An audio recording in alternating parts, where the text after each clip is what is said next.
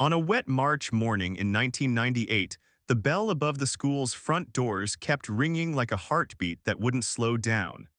It rang as the yellow bus pulled away, as if the building itself was trying to hold the children back. Rain slicked the streets into a dark mirror, and the town seemed to tilt under the weight of it. Wiper blades scraped across the bus windshield, smearing water into gray arcs.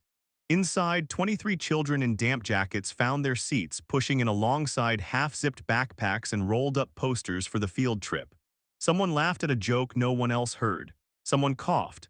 Someone tied and retied a shoelace as if that knot could keep the day safe. The teacher moved down the aisle, counting in a steady whisper, tapping shoulders, making sure every little face was here. The bus door folded shut with a soft hiss, and the bell at the school doors rang again, distant and thin in the rain, then disappeared behind them. They were headed somewhere close. A 20-minute ride. A short trip to the old heritage farm outside town where a volunteer in a straw hat would show them a blacksmith's nails and a butter churn, and the children would press their faces to the barn's wooden slats to smell the warm hay. That was the plan, the neat path on paper. The driver checked the mirrors and eased the bus into the rain. The heater made a low hum. The kids fogged the glass with breath and drew smiling faces with their fingers. The teacher smiled too, but she kept looking down at the clipboard as if the paper could anchor them to the day. At 9:12 a.m., the radio cracked once, sharp as a twig breaking in the woods, and then came a half-sentence that no one could fully catch. The word stuttered into static, a jagged edge of sound. The dispatcher leaned into the microphone, brows pulled tight. "Say again, bus 17, do you copy?" The light on the panel stayed lit. The speaker hissed like a seashell held against an ear. "Bus 17, radio check." The room smelled like coffee and wet wool. On a shelf, a clock ticked. In the hallway of the main school, the bell rang again for second period, bright, high, normal. Time moved forward. The panel light held until it didn't. The sound died. The room swallowed it. By noon, the rain had deepened into a slow, cold curtain. The pines along County Road 6 bowed their tops to it. Deputies spread out in slickers and high boots, bright vests ghostly in the mist. Volunteers from the fire hall trudged through ditches that were more water than earth, the mud so black it looked like oil. A line of parents stood behind the tape until the tape moved, and they moved with it, because standing still was worse than walking. The town pastor brought extra ponchos and prayers. Search dogs worked the shoulders of the road, noses skimming the wet air, but the scent kept breaking on them as if the rain was washing away the very idea of footprints. The rain did not let up. It had started before dawn as a polite tap at the windows and then kept going as if the sky was emptying itself. By 2 o'clock, the shoulders of the road were rivers. A deputy found a pencil sharpener shaped like a blue rocket in the culvert and carried it up to the tape in his palm. Parents leaned in. "Is that?" But the little rocket looked like every other little rocket in 1,000 stores, and it told them nothing. At 3:07 p.m., 2 deputies came over the radio at once. Voices pushed through the static like someone running uphill. "We've got it," one said. The second voice, breathless, overlapped. "We've got the bus." The words ran down every wire in town, through dispatch and patrol cars, and then into people's pockets and kitchens and backyards. They found it, not the kids, the bus. It sat at the edge of the state forest where the trees grew tight and old, a small wedge of yellow against the wall of green. The engine was still idling low, steady, the way a sleeping dog breathes. The red hazard lights ticked a slow metronome against the fog. Steam rose from the hood like a sigh. The door was closed but not latched. When a deputy pulled it open, the bus dinged a sharp, small bell made for routine, once, then again when he let the door fall shut. That little bell sounded too bright in the gray. It rang as other officers climbed aboard. It rang while the parents huddled at the tape, looking at nothing and everything. Inside, the seats were warm. The heater had made a little world in there, a bubble where the rain-wet coats on hooks had begun to dry at the edges. A lunchbox shaped like a pink cat sat open on a seat, the sandwich inside still wrapped, the apple unbitten. Another lunch lay empty, its cookies already eaten, the bag crumpled into a tight paper flower. A backpack lay in the aisle, its zipper pulled halfway, a library book peeking out like a shy face. Pen caps rolled when a deputy moved, tiny clicks against the rubber floor. The teacher's clipboard lay on the front seat, names lined down the page, tiny check marks made in clear loops. In the driver's area, the keys were still in. The radio mic hung crooked on its clip as if a hand had let go mid-thought. The deputies looked for tracks for the story the ground could tell, but the rain had smoothed the dirt into a single dark sheet. If feet had run, the water had flattened their path. If the bus had stopped here with a squeal, the sound was the last thing that remained. The ditches on both sides, swollen and fast, carried little twigs and leaves away. A sheriff's deputy tossed in a bright orange leaf to see which way it would go. It spun, then slipped under the surface and vanished. Floodlights reached up on portable masts, shining white circles that bounced from tree trunk to tree trunk. Fog thickened and made halos around everything soft and wrong. The air smelled like wet cedar and gasoline. Police tape went up, fluttering in the downwash of the generators, and the townspeople stood back because that's what you do when someone tells you they might find what you fear. People spoke in low voices even though they were outside, because loud voices felt like breaking glass. Rumors moved faster than the rain. Someone had seen a white van turn off onto the service road at 9. Someone else said it was a green van or tan or a dark SUV. A woman from the post office swore there had been a strange man in the parking lot for 3 days taking notes. A teenager said his cousin knew a group that met in the woods to chant, and everyone's eyebrows jumped just for a second at the word cult. An old quarry lay 3 miles north, closed for decades, fenced in with rust and warning signs. Old tunnels, a man said, and another nodded as if tunnels could grow like roots under everything. A retired road worker said there was a sinkhole out there bigger than a house. Someone else said the state had fixed that one. Someone else said no one ever fixes anything out there. Officers stood at the bus steps and watched the trees like the woods might turn and speak. They marked the bus number. They took pictures of the seats.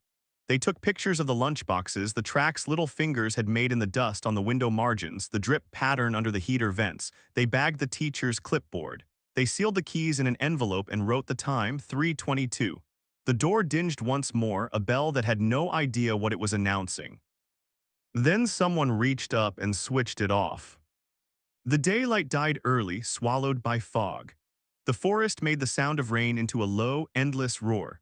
When the search was called for the night, people went home in wet clothes and turned on their porch lights anyway, as if light could catch a lost shape and hold it. The school left its front hall lit until morning. The bell above the doors stayed silent, but every hour on the hour, the church down the block rang its own bell, a heavy, patient sound that pulled the night into pieces. Years do not pass in a straight line when you are waiting. They fold, they tear, they stick to the wrong places. Evidence boxes piled up in a basement room in the county building. They smelled faintly of smoke and dust, even though no one had smoked down there in a long time. The labels on their sides, Bus 17, 398, grew soft at the edges. New detectives lifted them and put them down, wrote on clipboards, made notes on stacked printer paper. Files were checked out and checked back in, the pages inside turning the color of old tea. Someone had stapled a printout of the radio log to the inside flap of one box. 0912 transmission begins. 0912 transmission ends. Beneath it, a photocopy of the route drawn in highlighter, a simple loop like a child's bracelet. On the back, someone had written, if a wrong turn, where? If not a wrong turn, what? The story sank into the town in quiet ways. People drove slower on the service road and stared into the trees without realizing. They rolled up their windows when they passed the bus turnout. New kids learned the story in the gym during bad weather recess. They whispered it at sleepovers like a dare. Marked days came and went. More rain fell. Ditches filled, emptied, filled again. Years made a ring around the town like water stains on a table. Some nights, though, when the weather matched that day, heavy, cold, old as a stone, one mother left her back light on and sat by it writing. Mara Ellison worked nights now. She would come home when most porch lights were already dark and her street was quiet, then turn on the lamp above her kitchen table. She kept a stack of yellow legal pads there and a cup of pens she made sure to keep full. She had learned what it felt like to run out of ink at 2 in the morning and sit frozen, staring at the blank space, terrified that whatever she'd thought of would leave her before the sun came up. So she stockpiled pens and batteries for the little flashlight she kept on a hook, and sticky notes in 3 colors. She wrote lists like a person laying out dry clothes on a line. She wrote down that morning in March, line by line. She wrote the name of the teacher and left space beside it for facts she didn't know yet. She wrote 23 children. She wrote 912 and circled it and drew a small bell beside it. She wrote no footprints and then sudden downpour and then who called the search? Because even now, after so much time, the smallest step mattered. She wrote Heritage Farm and then crossed it out and wrote the wrong farm. And remembered the way her daughter had pulled on her sleeve that morning and said, "Do they have baby goats?" Then she underlined the word goats until the paper almost tore. At times like that, she put down the pen and breathed slow, both hands flat on the formica. The kitchen smelled like coffee and old paper, and the lemon cleaner she used to wipe the table every night before she sat down, because you had to begin each search with a clean surface. The lamp made a small island of light and left everything else in the house in shadow. The clock over the stove clicked, and in the far room the radiator knocked like a polite guest. Sometimes the phone rang in those hours and her hand moved before her thoughts did, because night calls are the ones people remember. Sometimes it was no one. Sometimes it was a man from a state office who'd been working the case for 11 weeks and had a random thought. Sometimes it was a woman from a town 2 states over with a story that was not her story but tasted the same in the mouth. On those nights, Mara made a second pot of coffee and turned the lamp so the light fell wider. Her daughter's name lived in the kitchen like steam. It was on the calendar. It was on the backs of envelopes in the trash. It was pressed in her mouth like a seed she could not spit out because it was the only thing that grew in the dark. Mara did not say the name out loud all the time. There was a kind of superstition in it now. But she wrote it neat, steady in the top left corner of every page, and she drew a little square around it as if it were a note to herself and not a prayer. People told her to rest. They meant well. They brought casseroles at first and then slowly stopped, not because they didn't care, but because the town had to keep moving, and grief is heavy to carry for too long when it is not yours. At work on break, Mara copied numbers from one sheet into another and wrote questions in the margins that had nothing to do with her job. That road by the old feed store, did they ever lay new gravel there? Was there a second gate into the forestry contractor's yard? Did anyone ever talk to the man who opened the Heritage Farm that day and found no bus, no class, only 3 goats and a sign that said welcome? She built the case in her head like a small house she could live in for a few hours and then lock when she left. It was not healthy, people said. It was her only way, she answered when she answered at all. Over time, the files got new stickers. Leads came and went, deputies retired. A young detective with careful hands took the case and went out to the tree line with a new camera and a drone that whined like a large mosquito. He walked the distance from the bus pull-out to the service road and back, eyes narrowed, counting his steps. He looked for places where the ground dipped. He looked for new fences that had been old once. He talked to quarrymen who were teenagers when the tunnels closed. He learned the maps by heart and traced them on the back of napkins when he ate at the diner. He brought Mara copies when he had them and told her gently when he didn't. Her lamp kept burning. The bell kept ringing in her head. The rumors dulled but never died. A trucker swore he had seen the bus farther down the county, a month after that day, turned into a storage shed behind a barn, windows painted over, number still there under the white. A woman said she had seen a girl who looked like one of the missing at a flea market in a different state, buying a blue hair clip, hands shaking. A man called and said the children ran away to the circus, and the words were ugly and drunk, and the detective hung up and didn't tell Mara that one. Another man wrote a letter in a slanted hand and said the bus had driven into the quarry lake on ropes, pulled down by something that wouldn't let go. The detective drove out there with a diver and a winch and searched until the diver's lips turned blue, and all they found were tires and one safe with nothing inside. On the anniversary each year, the school held a small service. They rang the hallway bell once for each child and once more for the teacher, and then they stood in silence until the old clock cleared its throat and began again. Parents touched the photographs on the table with careful fingers. Little brothers who were older now stared at the floor. A new generation of kids, who had not even been born then, fidgeted and looked at the poster of the Heritage Farm with its sunny picture and tried to imagine rain. Mara went when she could. She listened to the bell and watched the faces and thought how sound can be a measurement. Each ring had a space after it. The space hurt. Afterward she went home to her lamp. She added one more page to the yellow pad and set it on top of the stack as if pages could make a bridge long enough to reach the place where the bus had gone. One night years later, the rain returned in the same fat drops and the town went still under it. The tree line at the state forest dripped like the edge of a roof. A new deputy, hair too short, coat too big, pulled into the turnout and sat with the engine running because sometimes you park in the old places just to see if they feel different. He watched his wipers drag and set them to a slower rhythm. The engine hummed. He could imagine the ding of a bus door in that space, as clear as if it were happening again. He opened his thermos and drank burnt coffee and thought about the file boxes downstairs, the edges rubbed thin by hands. In her kitchen, under her lamp, Mara felt the storm in her bones and turned a page. She had started writing not just what had happened, but what it felt like. It felt like a breath held, she wrote. It felt like the end of a sentence that never comes. She wrote about the smell on the bus that day, warm vinyl and wet wool. She wrote about her daughter's pink raincoat that creaked when she lifted her arms. She wrote about a bell that had rung and rung until the sound felt like a line being drawn across the day. She stopped and listened to the rain walk across the roof. She turned the mug in her hands until the ceramic was warm under her fingers. The phone on the wall clicked once as the line adjusted to the storm. She stared at it, heart suddenly wild, and then let out the breath she'd been holding. She reached up and curled the cord around her knuckles like a ribbon. Some nights she imagined the phone ringing and a voice on the other end that was older and unsteady and said her name the way only one person ever had. She didn't say that out loud. She just held the receiver for a second without lifting it and then let it go.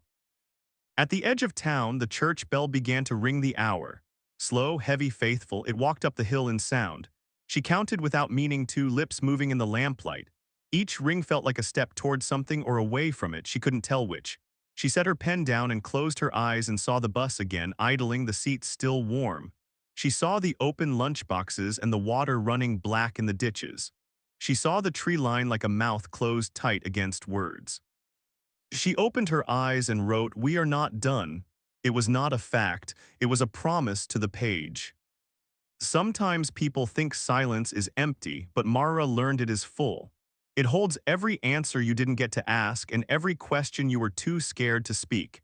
It becomes a second weather, a blanket over the town. She refused to let it press flat the shape of her daughter's name. If all she could do was push back a finger's width, she would push. Around 2 a.m., the rain softened. The house made little settling sounds, old wood rubbing old wood. She took a fresh sheet from the pad and drew the route again with a black pen, even though she could do it with her eyes closed. She marked the school. She marked the heritage farm. She marked the tree line. She drew a line between them like a thread across a dark sleeve. On the margin, she wrote the word quarry and put a question mark, and then crossed it out because she had learned to cross out rumors unless they became maps. She drew a tiny bell over the number 912. The page turned damp at the corners where her hands rested. In the small hours, she got up and stood at the kitchen window. The glass held her face like a second ghost. Water moved down the street in silvery lines. Somewhere far off, a train horn called, a long, flat sound that always felt like a line under everything. She wiped a clear arc on the glass with the heel of her hand and looked out into the wet dark.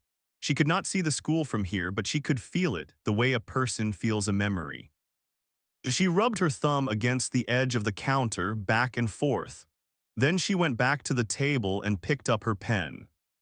Mara's notes were not beautiful. They were not for anyone else. She did not write to impress a detective or a judge or the news. She wrote because sometimes she could hear the bell again, the small chime of a bus door, the school's sharp ring, the church's steady toll, and the space after each ring was a place to put a word. She wrote because people said time heals, but time is only a bowl and you have to put something in it. When dawn finally pushed at the edges of the blinds, the rain had thinned to a soft hiss and the sky was a pale bruise over the town. She turned off the lamp and the kitchen looked bigger in the gray light, emptier but not hollow. She stacked her pages and capped her pen and pressed her palm once on top of the words as if to smooth a bed. She could go lie down for an hour before work, maybe two. She stood and the chair legs made a slow drag on the tile, a tired sound. As she moved to the hallway, the phone gave a single half ring, just one bright note that cut the quiet, and then stopped as if the storm had flicked it with a wet finger. She froze, listening to the space left behind. Her heart tripped. She waited another breath, then another. The phone did not ring again. In the distance, the church bell marked the half hour with a softer tap, a small, kind sound. Mara put her hand on the wall and closed her eyes and for a moment let herself pretend the bell and the half ring and the slow, steady breath of the town were all answers. She knew better. She opened her eyes. The house waited with her. She walked back to the kitchen, nudged the lamp back on, and wrote one more line at the bottom of the last page. I will be here when the next sound comes. Then she set down the pen as if it were fragile and for the first time that night let herself be still. Outside, fog lifted off the trees like a veil, and for a second the town looked new. The bell did not ring. The silence did not win. It was a shadow on glass there and gone. A number no one had written down, glowing like a secret under rain. Mara found it by accident, the way you find a splinter by brushing your hand the wrong way over old wood. She had been sorting tapes on her kitchen table, a neat stack of black plastic rectangles that still smelled faintly like warm plastic when you slid one from its sleeve. The labels were in her own tight hand, News 398 Night 1 Channel 7 copy. She hadn't watched this one in years, maybe never all the way through. She pressed it into the VCR with a small click. The TV's blue screen blinked, then the picture rolled once before settling. Snow hissed across the image for a second. Then the sound drifted up from the speaker, rain on asphalt like bacon in a cold pan. The reporter stood in that rain, hair plastered to her cheek, her microphone wrapped in a plastic bag, her voice steady and wrong in the same breath. We're here at the State Forest Access Road where authorities discovered. She turned a little, and the camera tried to follow in a stiff little pan. Behind her, swelling out of the fog, sat the bus. Mara leaned forward without meaning to. She had seen this scene before, all of it, the lights, the tape, the white bounce of the floodlights on the wet bark. She had seen the green flicker of the camera trying to catch its breath. But this time, because she had gotten up to make coffee and then come back and pressed pause at the wrong moment, the screen held a different frame for an extra beat. The focus fought the water on the lens, then caught and sharpened just long enough. On the fogged glass of the bus door, someone had written a number with a grease pencil, big and plain, 632. The rain traced through the numbers as if trying to erase them, and then the camera pulled off and the moment blurred, and the reporter's voice covered the glass and the number was gone. Mara hit pause so hard the VCR groaned. The tape froze with a trembling line across the middle. She stood up, then sat down, then stood up again, as if the image could only be understood at a different height. 632, she whispered, and the sound of the numbers felt heavy in her mouth like stones. She reached for the remote and inched the scene forward frame by frame. The number was there. Clear as paint, thick as chalk. A 6 that swooped too low, a 3 that leaned forward like someone running, a 2 that ended sharp. She grabbed her legal pad and wrote it down, and the pen shook a little, and she had to write it again slower. The official report had said Bus 127. Every summary, every meeting, every anniversary the same, Bus 127. It was stamped on forms and typed into headlines. It lived in the case files like a flag. She could hear the deputy's voice in her memory. The 127 bus was recovered at approximately. Like a wall she had walked into so many times she no longer felt the bruise. But there, on the fogged glass, was a different number, bold as a shout. She felt the shift in her body, like a floor dropping half an inch. She found her phone and dialed a number she kept on a card taped inside the cabinet above the coffee filters. Ruth Calder answered on the second ring. It's Mara. Her own voice sounded like it was coming from the bottom of a well. I found something. Ruth was a retired crash investigator from the State Patrol, the kind of person who knew the shape of accidents by heart. In her career, she had walked through twisted cars as if they were puzzles, seeing what could not be seen. She had come into Mara's life 2 years earlier, not with promises, but with a toolbox. I can't fix what the world broke, she'd said that first day, standing in the doorway with a folder under her arm. But I can look at it again.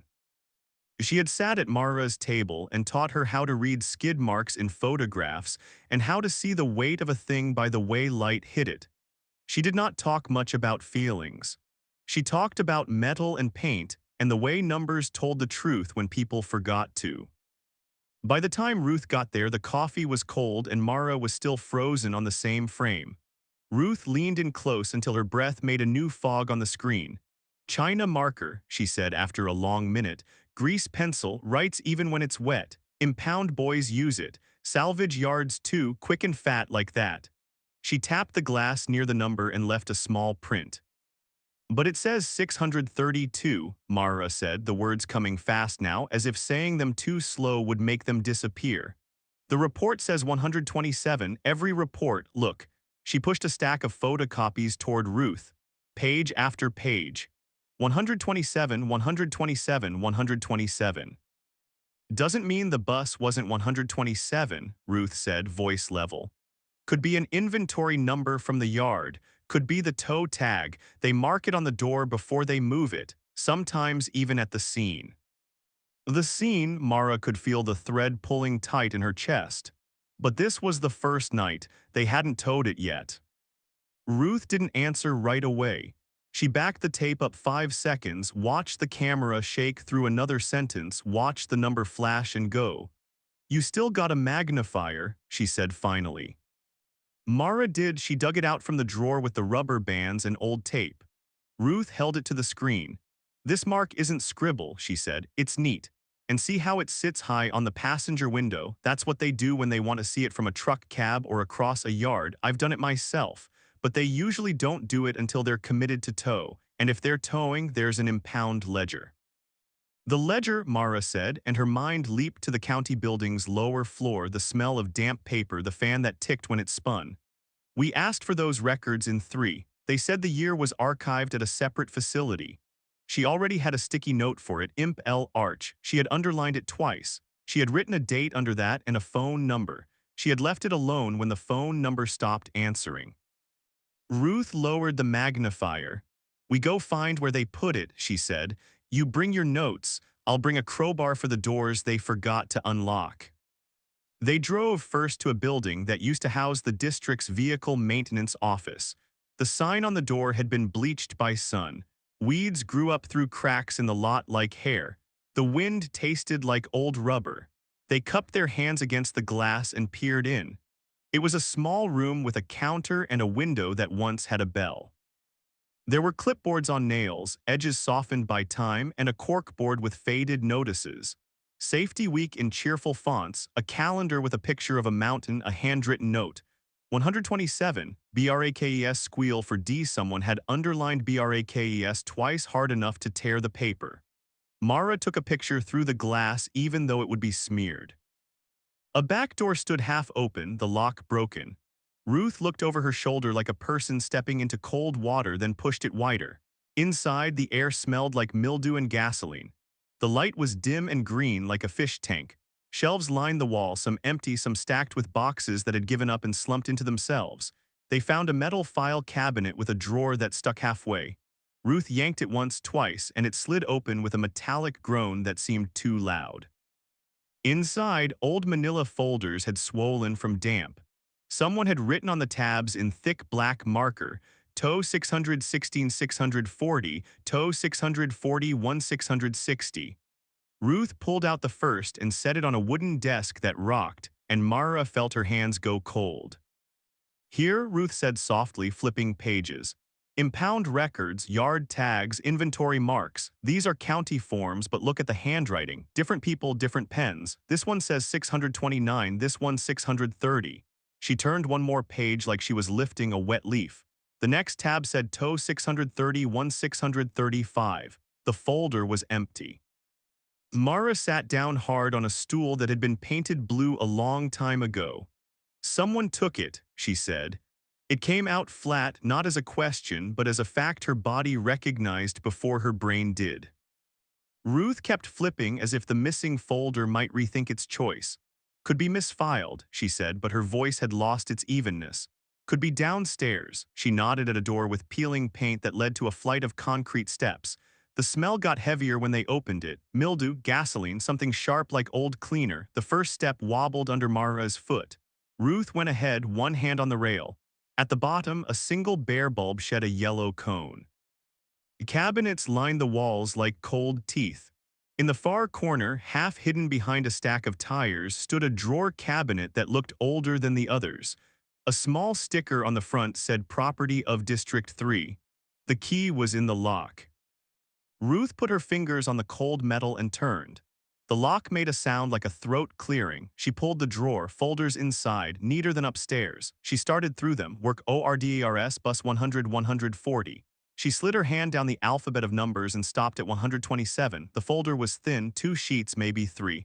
The top sheet was a maintenance check from March 14, 1998. Brake squeal reported by driver. Adjusted. A faint coffee ring stained the corner. The second page was a list of repairs for that quarter. New wiper blades, lubrication, a note, front pass, glass faint crack, low right monitor, someone's initials beside it. JT. JT, Mara said, touching the letters like they were warm. James Toller, the district mechanic, he died 2 weeks after. Fell from a ladder changing a bulb in the shop, the paper said. The obituary had used a picture from his wedding, his hair too long for the time. Everyone said how sad. Everyone said it was God's plan. Mara had clipped it and put it in a book, and then later she had pulled it out, photocopied it, circled the day, and written 2 weeks. Ruth slid the next page free. It was supposed to be a copy of the towing authorization, but someone had cut a square from the center with a knife as clean as a window. The edges were scalloped where the blade had wavered. In the space, you could see the next page. It was blank. They looked at each other and did not speak. Water dripped somewhere, slow as a clock. Upstairs, a branch knocked the side of the building like a hand. Mara felt her skin prickle and wished for the first time that she had told Noah to meet them here and not later. Noah Hart had messaged her a month earlier, a careful email full of hedges. He made a podcast, he said, but he was not like the ones that made grief into episodes. He had grown up 2 towns over. He knew the story before he knew his multiplication tables. He had been thinking about doing a series but would only do it with her blessing and her voice. He had sent links to episodes about a missing boater and a cold arson case. His tone was wary, like a man walking into a room where the floor might not be where it looked. She had said no at first. Then she had said maybe. Then she had sent him a list of questions he would have to answer before she would sit in front of his microphone. He had answered in full sentences. He did not use the word closure. He did not say the word healing like it could be installed. He did not promise the end. He promised tape. He promised time. He arrived at the old depot while they were still in the basement. They heard his footsteps on the floor above and then his voice, careful, at the door. "Hello, it's Noah. I brought the portable deck." Ruth went up first and met him at the threshold with a look that made him stop and take off his beanie as if he had wandered into church. He held a metal case in one hand and a thermos in the other. "I didn't think anyone would mind," he said. "Place is wide open." "Someone minded," Ruth said. She flicked a thumb over her shoulder toward the downstairs, toward the cut square, the missing folder. Noah's eyes darkened. He set the case on the counter and leaned in to peer at the corkboard. "I pulled the incident audio again," he said, lowering his voice as if the wall had ears. "I know we've done it before, but I ran it through a different filter. You can hear the dispatch say bus 127 4 minutes after the first report. It's clean. But this," he looked at the TV still frozen on Mara's screen, where she had brought the tape and replayed it while waiting for him. "This is a different number, and it's written in a hand." "Impound ledger is missing," Mara said. "Folder 631, 635. Noah nodded as if he had expected that. "I went by the tow yard this morning," he said. "The old one off Route 19, chain on the gate, but an office light was on. A man came out about 70, maybe older. He said the 1998 ledger was moved to storage when they sold the business. The storage unit flooded 2 summers ago. He said it was a mess. He said the box with 97 to 99 was gone. He could not say gone where." Ruth rubbed at a smear on her sleeve that had been there for years and would not come out. "Of course he couldn't," she said. "Ask him if the unit number was 632. Noah blinked, then grinned in a quick flash and then hid it. "I didn't," he said, "but I will." They stood in that empty office and laid the pieces out like cards, a number on glass, a number in a report, the missing ledger, the cut square. The room felt crowded with absence. Noah set his portable VHS deck on the counter and plugged in the tape. He had a way of handling equipment like it was a small animal. He wound the news segment to the right frame and paused it and toggled a button that made the picture hold a little steadier. "If you zoom too much, you lose it," he said, half to himself. "But it's there, and this is the first night, right? Live broadcast, no mistake, no time delay." He glanced at Mara. "You see a number for 1 second, you have to ask who wrote it and when." Ruth reached for the phone on the counter that had no dial tone and then put her hand down again. "We find the inventory sheets. If the yard used 3-digit tags in '98, they would log them by sequence. 631 would be this, 632 that. If the bus was logged as 632 before it was towed, the tag leads to a form. The form leads to a driver. The driver leads to a time." "And if they never logged it," Noah said, his voice softer now, "somebody towed it outside the book." They left the depot with a list of places to go. The rain started again, thin and stubborn, tattooing the windshield with small dots that were almost, but not quite like the ones in the old footage. The town had changed in 27 years. Shops had new names. Houses had new paint. The forest had grown thicker at the edges, branches reaching over the road like fingers. They drove to a shuttered bus depot on the far side of the county where the fence sagged and the sign had lost 2 letters. The gate was held with a cable and an old lock. The cable had been cut once and retwisted, then cut again and left hanging like a snapped tendon. Ruth squeezed them through the gap with the ease of someone who had done this kind of thing before and wasn't nervous. Noah's eyes kept flicking to the road, then back to them, like a cautious animal who has learned that danger wears a normal face. Inside, the yard had gone to seed. Tall grass and saplings fought up through broken concrete. In the far corner under a stand of half-dead pines lay the bus graveyard. Rusted frames leaned on one another like old friends after a hard night. Bus shells without glass stared with empty window holes like eyes. A dented hood lay upside down, a rain pool in its curve reflecting a patch of pale sky. The air smelled like wet iron and oil. Mara felt a pressure in her chest, a familiar weight, like standing in a room full of coats that all smell like someone else's house. They walked the rows. Ruth ran her fingers over metal gentle. Noah took slow video, his breath the only sound on the audio but for the thin hiss of rain. Mara kept her eyes on the ground where small things still held shape, a rubber floor strip, a window latch, a torn seat cushion with yellow foam pushing out like a wound. She felt both drawn and repelled, like the yard was a magnet and she was a small coin. "Look," Ruth said, voice tight. She pointed to a door that lay propped against a pile like a fallen sign. It was a bus door, glass still in the top panel, the rest long gone.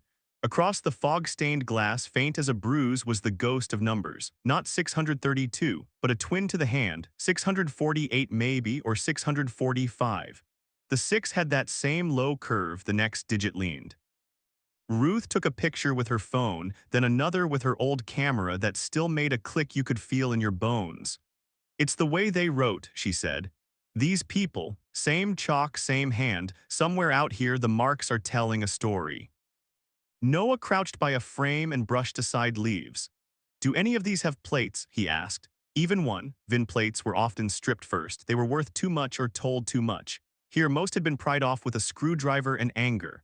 On one, though, a rectangle of adhesive remained with a smear of letters, N4127. The rest was gone. Mara's breath caught on the number she wanted like a hook in the throat. She closed her eyes and counted to 3 and opened them again. It was a ghost only, it was not proof. And yet, they searched until their pants legs were soaked to the knee and the light slanted toward evening, and then Noah said they should go see someone else while the day still had an edge. He led them to a small house near the old rail spur, where a woman in her 60s opened the door with a wary face and a dish towel in her hand. She was the widow of James Toller, the district mechanic. Mara had called her once, years earlier, and the woman had not wanted to talk then. But time changes the mouth. Today she sighed and let them in and put the kettle on because the clock said 3, and the body has habits you cannot break. "My husband fell," she said, sitting at a table that was too small for 4 grown people, the walls close with photos of children and shorelines. That is what the paper said. That is what the men at the shop told me. He was up on a ladder and the bulb broke and he flinched and he fell. He broke his neck. It was quick, they said. They said he did not suffer. I could tell you what I think of that, but I don't know you well enough to say those words in my kitchen. Ruth asked about his last week, his last day. The woman rubbed the dish towel with nervous hands. He was quiet, she said, not unusual for him but small, like he was walking around a hole in the floor. The night before he died, he sat in the living room without the TV on, just sat, he said. She stopped and looked down. He said the numbers don't match. I asked him what numbers. He said the bus number, the tag number, the ledger number. He said he had to fix it in the morning. He said he would make it right. Mara felt the room tilt again, slow. Did he write anything down? She asked. Do you have his notebook? The woman stood and went to the hall and came back with a cardboard box that made a dry sound when it moved. Inside were old receipts, a hammer with a crack in the handle, a can of grease with a lid stuck on. At the bottom lay a small spiral notebook with oil on the cover. Ruth picked it up with careful fingers and opened it. Most pages were lists, parts ordered, calls made, hours worked. The last page with writing held only one line done in a heavy hand that ground into the paper. 632 not equal to 127. Under it, a date. March 26, 1998. They left the house with the woman's permission to borrow the notebook, and a second one Mara had not seen before with a grocery list on the front page and 3 phone numbers on the last. Noah promised to bring them back in a plastic bag and did not make any jokes because the air did not allow it. They drove without talking for a while, the wipers beating time. It felt like every breath had to pass through a sieve. The next stop was the county records room in the basement of the building where the lights always buzzed. Mara had a keycard now because she had been there so often. The man at the front desk nodded without lifting his eyes. She led them down the hall with the dented cart that wobbled and retrieved 3 boxes she had never been allowed to take out. New rule, someone had said once and wouldn't call her back. The boxes were heavy with water one year and dry with dust the next, depending on whether the roof decided to keep its promise. She set them on the table and took off the lids. The smell rose up, familiar and bad. Mildew, paper, a whisper of gasoline. They worked in silence, each with a stack. Ruth with her calm sift, Noah with his slow flip, Mara with her fast scan that still saw. They found duplicates of forms they had in copies, letters from parents, memos between the superintendent and the sheriff, a map with a coffee stain shaped like a small country, a list of bus inventories for the year typed on onion skin paper by an office secretary whose name Mara knew from church. At the bottom of one box lay a ledger too big for the box. Inside were pages with ruled lines, neat columns, ink that had bled a little. The tabs down the side said JANFEB Mar, under Mar a list of dates, a list of numbers. March 18 had 2 entries, 619 flat toe ditch at mile 4, 621 winch private lot off Melrose. March 19 had 1, 622 no start Old Quarry Road. March 20 had a smear and a rip. A chunk had been pulled out and left a scallop like a bite. Below it, March 21, 623 Battery Jump Farm Road. There was no 632 anywhere. 9 days were missing. The numbers skipped like a record with a scratch. Someone else wanted this, Noah said, looking at the torn edge. Someone else wanted it before we did. Ruth pressed her thumb to the paper as if the heat of her skin could bring back what was gone. And they got here first, she said. They've been getting here first. She told them then about a lock that was new on the back door of the depot when it should have been old, about footprints she had seen once in a light dust on a shelf and then had been brushed away the next day, about a folder that smelled like a cigarette when no one smoked down there. She did not like saying things she could not measure, but she said them anyway because the room felt watched. They closed the boxes and rolled the cart back because there was nothing else to do in that room. Noah said he wanted to check one more place before dark. A little storage unit he had paid for in his own name, full of copies and backups and a small safe where he kept the important things that could not be replaced. He said it like a joke and not like fear. But when they turned the corner into the row of units painted the color of storm clouds, their feet stopped at the same time. The lock on his door lay on the ground open. The shackle had been cut clean, not twisted. Noah swallowed hard enough to hear it. He put his hand on the metal handle and lifted the door. Inside, the shelves were neat, empty in a neat way. Boxes had been taken. The safe, a cheap one you could carry, was gone. On the floor, a single sheet of paper lay without dust. It was a photocopy of the VHS frame with the 632 on the glass. Across the top, in black marker, someone had written "wrong bus." At the bottom, in smaller letters, "try again." They did not go in. They stood in the doorway and listened to the hollow sound of their own breath. Noah's face had gone gray under the thin beard. He lifted his phone and took a picture because that is what you did when bad things happen now. Ruth's eyes were bright in a way Mara had seen on scenes where someone had tried to make a car look like it had rolled on its own. "We call it in," Ruth said. "Not to the local guys, state, and we don't touch a thing." They stood there and made the call, and the woman on the other end said the right words, and somewhere a patrol car turned around. Mara looked at the paper on the floor again. Wrong bus. She didn't feel fear.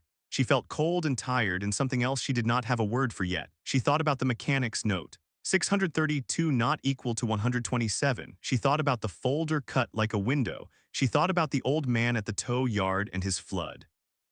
She thought about the graveyard of buses, the way the numbers on the glass faded but did not leave. When the trooper arrived, he was young and polite and tried not to look at them like they had done something wrong by finding what someone had stolen. He took their statements in careful block letters and bagged the paper with the note like it was a delicate feather.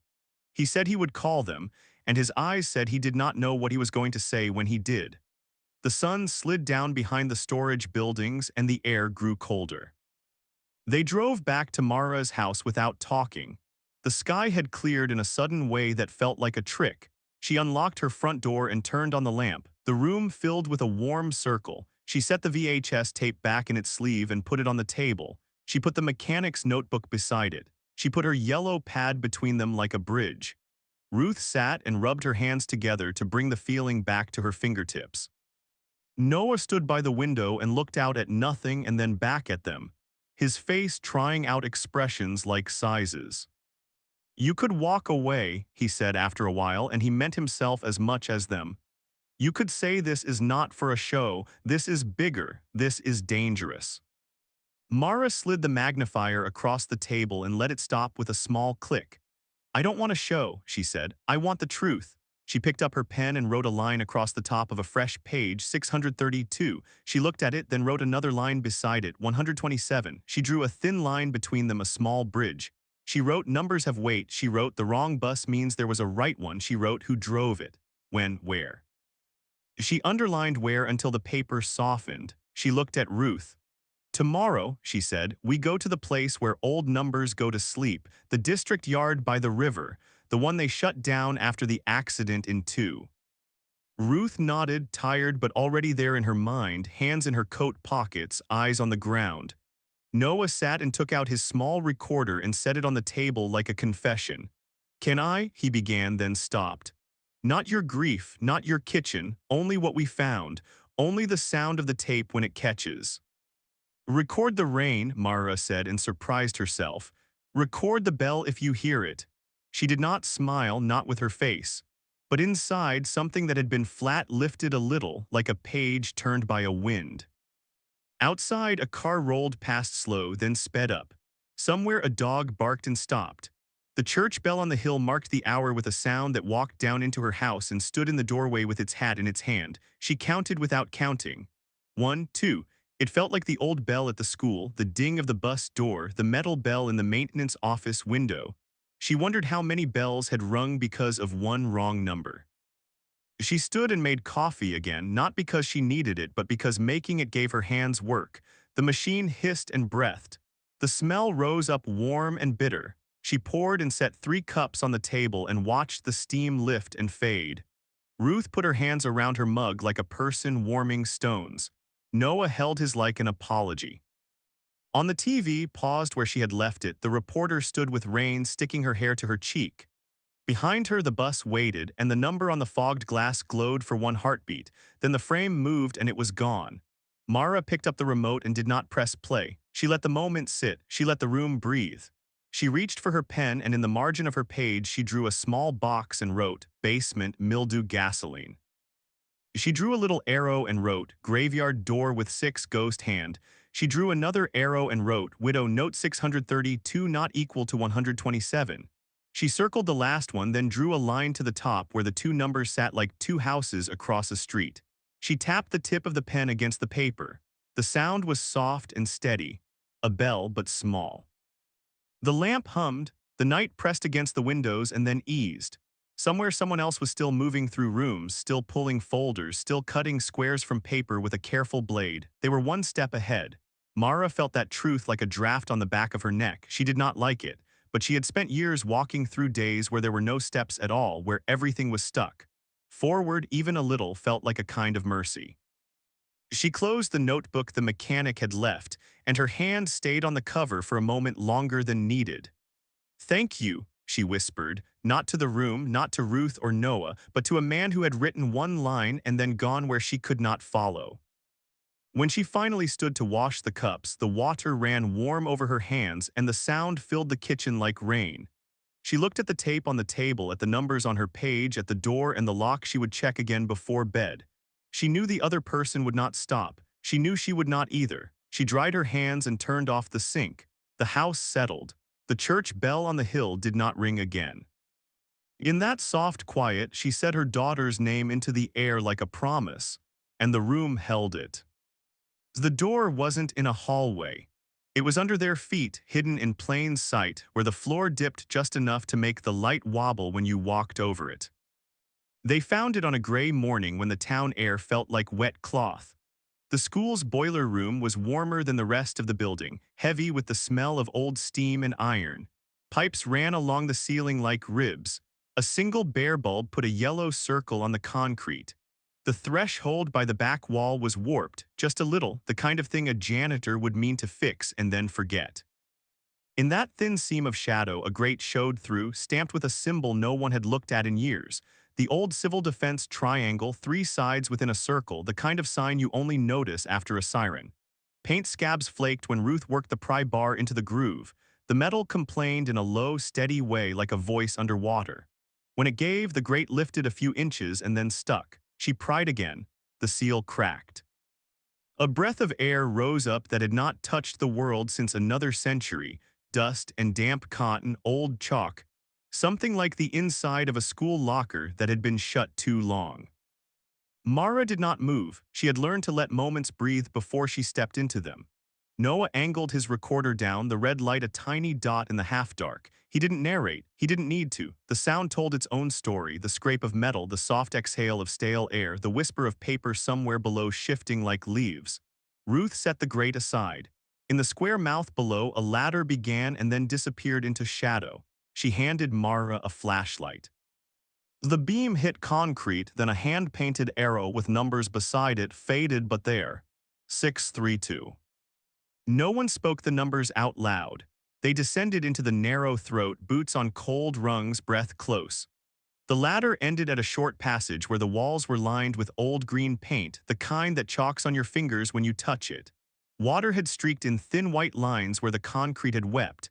The air tasted like a school's summer break, no kids, no movement, just the memory of them. They followed the arrow. The tunnel bent once and then again, and then it opened into a space that made Mara's skin prickle even before the light showed what it held. It was a room built for a fear that had faded, repurposed by a fear that did not. Cots lined the walls, simple metal frames with canvas still stretched tight, each with a thin wool blanket folded at the end. Faded roll sheets hung on clipboards at the foot of every third cot, names typed, numbers written by hand in a neat block print. A pegboard took up one whole wall. Hooks held laminated cards, each stamped with the same little symbol Ruth had pointed out on the bus door in the tape, 632, printed like a brand. A metal bell hung in the corner, wired to a timer box with a rotary dial. A hand-painted sign above it said drill in cheerful letters that made Mara feel sick. The timer's face was yellowed with age, but the numbers on it were clear. Someone had wound it in the past and listened for the ring. Noah's flashlight caught a table pushed against the far wall. On it, a stack of old paper cups sat next to a crate of glass jugs with metal caps, the labels faded to ghosts, water, civil defense. Someone had opened one long ago, the cap lay beside it, rusted, a ring of white residue around the lip. A metal cabinet held first aid kits with rotting elastic and rolls of masking tape that had melted into themselves. In the corner, beside a low door no higher than a desk, lay a pile of what looked like canvas sacks.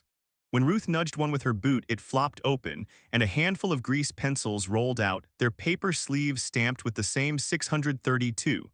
It was not a mystery anymore why a number had glowed on fogged glass. Someone had been marking their world with it over and over like a password. "Don't touch yet," Ruth said quietly, more habit than warning, and then she reached for the smallest thing, one drill card from the pegboard, and held it at the edge with 2 fingers. It was laminated in that old thick way, edges wavy. On one side, 632. On the other, Procedure C. The steps were simple and brutal in their calm. Bus arrives at Gate C. Offload by groups of 6. Move by hand. Begin roll call. Secure doors. Wait for Signal 1. If Signal 1 does not arrive by 10:00, begin secondary movement to Wing B. No initials. No signatures. Just the cold voice of someone who believes a plan is a kind of truth. Mara read the words and felt the room tilt, not with fear now but with clarity. The bell above them had rung that day. The timer's dial was a hand that had moved when it was told to. She stepped closer to the roll sheets and let her light fall in a soft oval. Names filled the columns, precise as prayer lists. Beside some, a small check mark. Beside others, a blank space left like a held breath. The last line was the teacher's name. There was a mark there too, then a second line in different ink, a note, moved to be at 10:18. A smudge followed, as if someone had dragged a thumb across fresh ink. The low door next to the pencil sacks was painted the same green as the walls. Its knob was small, like a toy, with a keyhole beneath that had lost its key.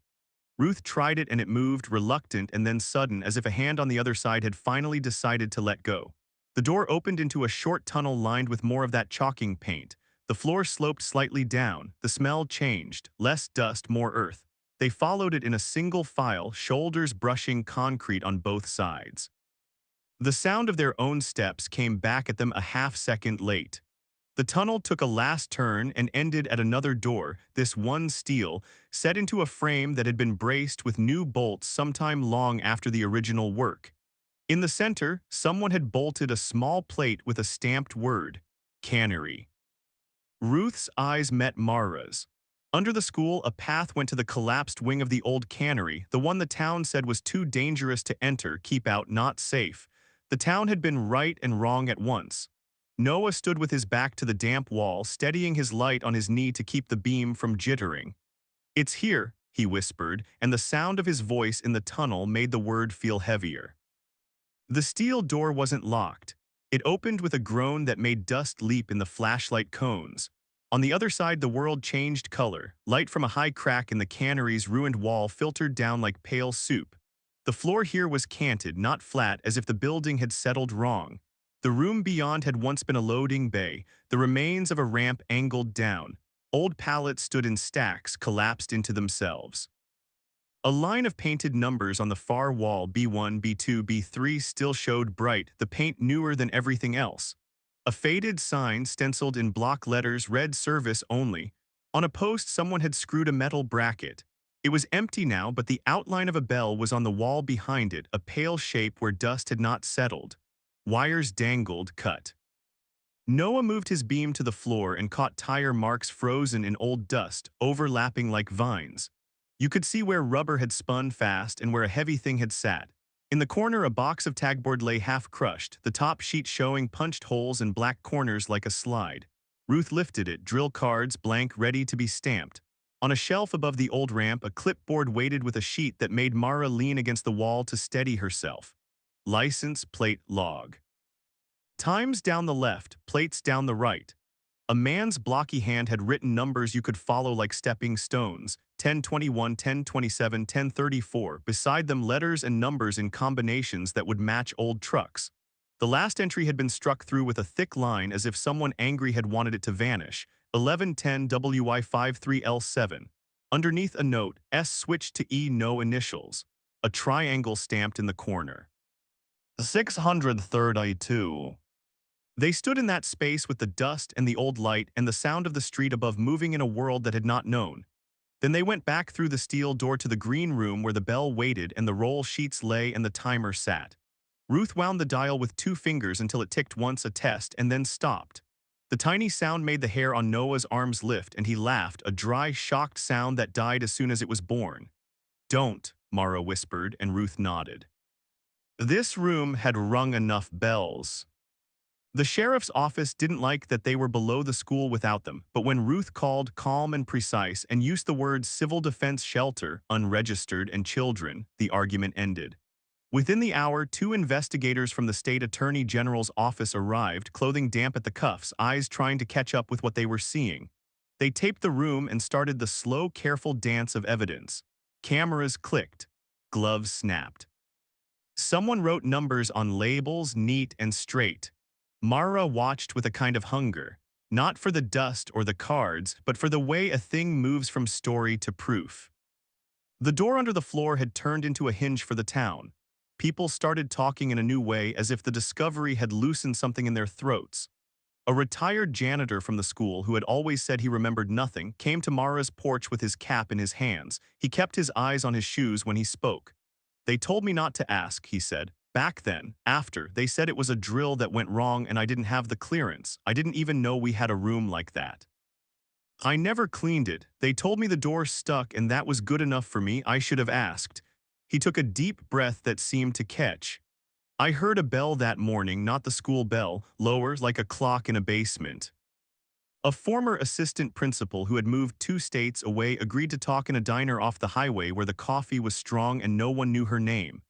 At first her voice was all denial, polished by decades of using the right words, then it cracked around the edges.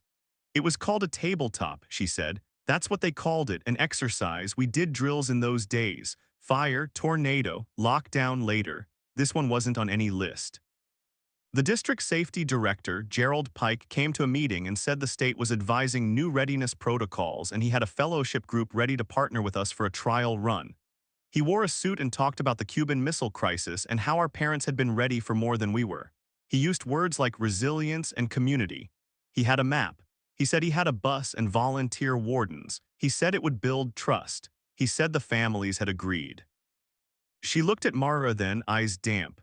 "No one asked me to sign anything. No one asked any family I knew. I thought it would happen on paper. I was wrong. After the bus went missing, he told me never to say we had spoken. He said drills were confidential. He said no one would believe me. He was right. I learned to believe him myself." A city engineer dug out old maps from a drawer that smelled like mouse droppings and glue. He spread them on the table with care and smoothed the corners with his palms. Lines crawled across them, pipes, steam, emergency routes drawn in red pencil in a neat army hand. "Built in '58, he said, tapping the triangle symbol that matched the grate. "Every school and cannery got one. We were on the list back then. There's a spur here." He traced a line with a blunt finger from the school's boiler room to the cannery's wing B. They were supposed to pour concrete and seal this in the '80s when the funding moved. "They signed off on that, see?" He pointed at a stamp. "But I can tell you from that door frame and that steel plate someone did the opposite. They reinforced it. Those bolts are new compared to the rest." A night watchman from the cannery, face dark with stubble that never seemed to go away, said he had heard engines under the floor at times when there should have been none. "Sometimes real late," he said, rubbing his thumb and forefinger together like he was feeling grain. "Like a bus idling in a garage. Low, steady, then doors, the kind of door that's a little too heavy for one person. I told my boss. He told me to mind my watch and not my ears." An electrician who had taken side jobs for the district brought a milk crate of old receipts and coil-bound notebooks. "Pike hired me cash to wire a timer for a bell in a storage space," he said. "He said it was for power testing. I thought it was odd they wanted a school bell sound in a basement, but it paid and the switchgear was clean. I saw those laminated cards, 632 on all of them. I told my wife that night. She said, 'Don't do work for them again.' I didn't." The fellowship revealed itself by inches. A flyer surfaced, copied so many times the letters had blurred at the edges. NORTHSTAR Preparedness Fellowship Meeting, Community Shelter Readiness. A symbol at the bottom, a triangle inside a circle, the same old civil defense mark but with an added stamp, 632. A list of wardens on the back in small type, names that when Ruth read them out loud made the room still. a deacon, a bus contractor, the owner of the cannery wing that had collapsed, a foreman whose brother-in-law worked at the tow yard, a deputy who had retired early, people who had been in rooms other people weren't and had gotten used to doors that opened when they approached. The county's district attorney sat at a long table under a humming light and announced the grand jury. He did not use dramatic words. He used the words that matter: indictment, conspiracy, kidnapping, tampering, homicide. The last charge held the weight of a dead mechanic who had written one line in a notebook. Reporters shifted in their chairs, their pens moved, cameras clicked. Mara stood in the back and listened for the names that had been shadows and were now spoken.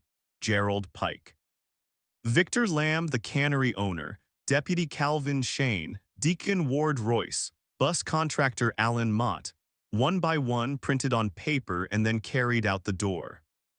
The story of how the children moved that day peeled back like old paint. Bus 127 had gone where the report said it went, out past the service road into the tree line. Bus 632 had never been listed. It had left the yard with a stamped tag on the glass and come to the school's far gate, where it was met by men with laminated cards on lanyards and the right set of keys. They had loaded the kids in groups, quiet, a teacher who trusted the word drill walking with them, saying it's okay, like rain. They had driven not to the farm but to the cannery loading bay where the ramp led down and the doors were heavy and the bell had sounded like safety.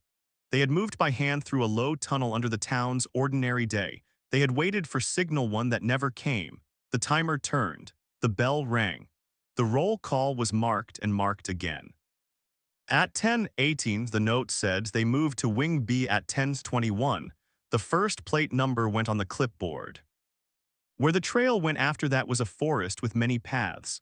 Not all led to the same place. Some plates were traced to trucks that had been cut up for scrap 2 years later. One had been sold out of state the week after the drill. A neighbor remembered seeing a convoy at the edge of the old highway around noon, 3 dark trucks with no logos and a car following with its hazard lights on, a flagging speed that meant the driver didn't want to get pulled over. A bank's parking lot camera, pointed the wrong way, caught the corner of a truck with a smudge of a plate at 10:35.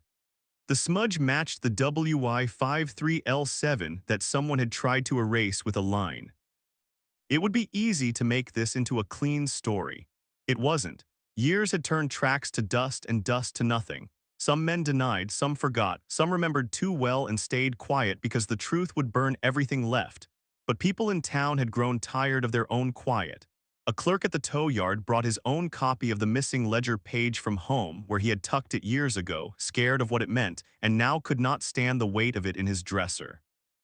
A former driver dying told his son he had gone to a farm that wasn't a farm that day, and the ground had not been ground, and there had been a bell like a clock. The son wrote it down and brought the paper to the sheriff. He cried without sound while the detective wrote it again in a hand that would go on file. The arrests were not the end. They never are. Some cases closed. Some did not. 3 of the children were found, adults now living under names that had been given to them like coats. They had been moved through other states in a chain of temporary placements that never ended. They had stories about a fellowship house and chores that had been important and a bell that told them when to eat, when to pray, when to be quiet. They cried when they saw the photos of their first-grade faces lined up on the school's wall, not because of who they were then, but because of what had been taken between. Others were not found. The shelter roll sheets with their small checks and blanks became the truest thing the town had. There were remains discovered in a place that once had been a dump behind a barn, not far from the rails, bones too small and too long in the ground to tell everything. DNA spoke some names.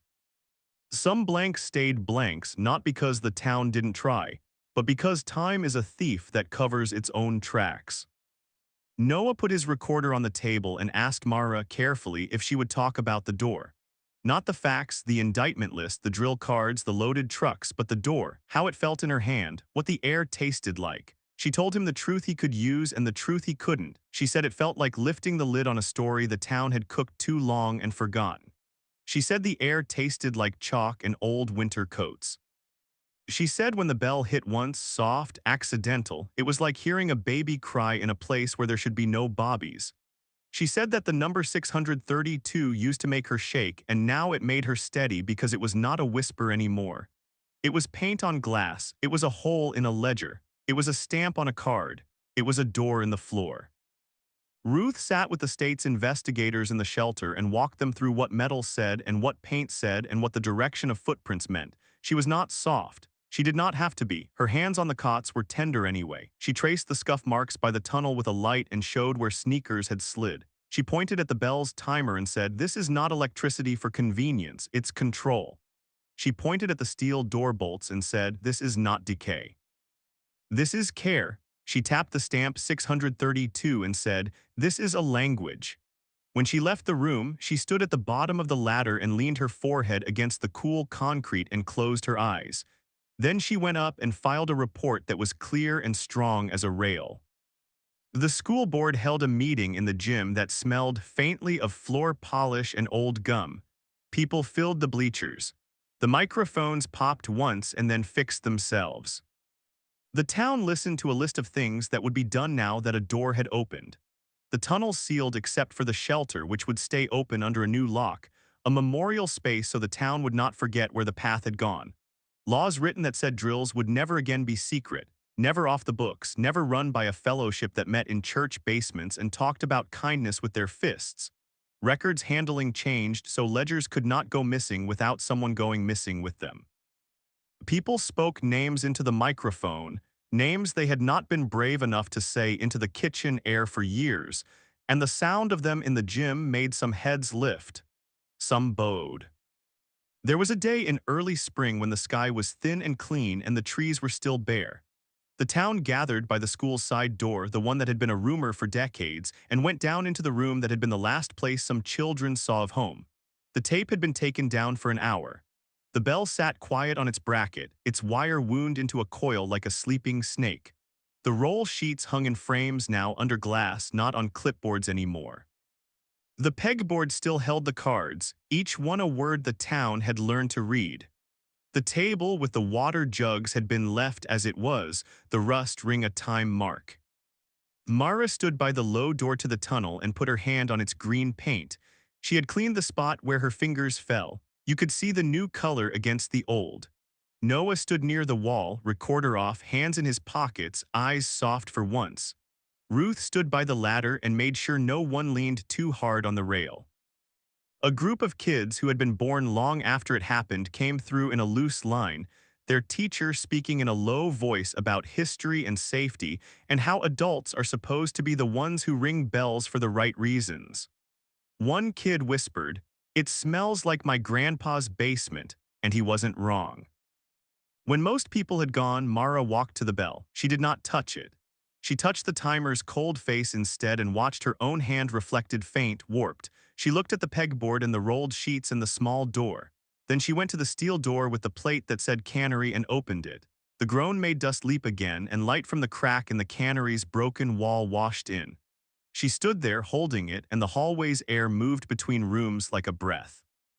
Someone behind her said, "We should keep it closed," and she turned, not sharp but steady.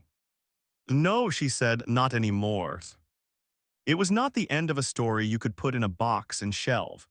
It was the place where the town stepped onto a different floor. The indictments moved through courts at the pace of paper and stubborn men. People hurt in new ways, people healed in ways you can't take a picture of. Names were carved into a plaque. A fund paid for therapy, for travel to see grown children who had been found living with last names they didn't pick, for tombstones that did not make the world right but made a place to put flowers. The shelter stayed open to the air on set days, doors propped by blocks of wood from the shop class, a docent at the ladder who could tell the story when someone new asked. It did not become a museum to fear. It became a room where light could go after years of living somewhere dark. On nights when the weather matched that long-ago morning, rain making the streets shine and the trees lean, Mara still sat at her kitchen table with her lamp on, not because she was still searching, but because the habit had become a kind of prayer. She wrote letters to families who wanted words more than answers. She wrote notes for the court when a hearing approached. She wrote a list of the names of the people who had done the right thing late, but still. and kept it under a magnet on the fridge because she had to teach herself not to hold the world only by its worst corners. Sometimes the phone rang at odd hours. Sometimes it did not. Sometimes the church bell marked the hour and she let her lips move without sound, counting each ring a beat that matched a step down a ladder, a foot on an old tile, a hand on a steel handle. When she walked through the school with visitors, she paused at the spot where the floor dips, and she told them how a door can stay hidden for a long time and how you can find it not by kicking, but by listening to where the air is wrong. She showed them the grate with the old triangle, the scabs of paint, the way light trembles just so. Then she led them down, one at a time, steady, steady, steady. The number that had once been a ghost on fogged glass was no longer a rumor. It was ink on an indictment, a stamp on a card, a carve on memory. In a room that had taught the town a sad lesson about drills and doors, a bell sat quiet on its bracket. It would not ring again unless someone turned the dial, and no one would. Mara stood in that room sometimes, alone after the others had gone, and looked at the low door and the ones beyond, open now, air moving. She thought about her daughter's name and how it had lived in the quiet for so long. She spoke it into the room without whispering. The sound didn't echo, it settled, it belonged. Outside on the hill, the church bell marked the hour with a patient voice, and the sound walked down into the school and through the open doors and along the tunnel to the place where the light came in at an angle. Mara listened, and when the bell was done, she stayed a moment longer, hand on the steel, letting the door rest against her palm. The air moved past her into the world. She stepped back and she did not let it close.